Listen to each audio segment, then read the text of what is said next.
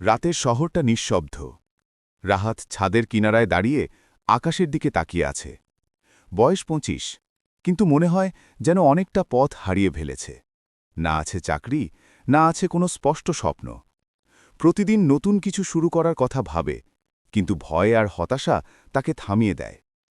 একদিন সকালে পাশের বাসার ছোট্ট ছেলেটা তাকে জিজ্ঞেস করল, ভাইয়া, আপনি বড় হয়ে কি হতে চান? প্রশ্নটা শুনে রাহাত থমকে গেল। সে তো কখনো নিজের ভবিষ্যৎ নিয়ে ঠিক করে ভাবেইনি। সেদিনই সে সিদ্ধান্ত নিল, ছোট করে হলেও শুরু করবে। পুরনো একটা খাতা নিয়ে সে নিজের লক্ষ্য লিখতে শুরু করল। প্রথম দিন কিছুই বদলায়নি, কিন্তু তার ভেতরে একটা আগুন জ্বলে উঠল, আশার আগুন।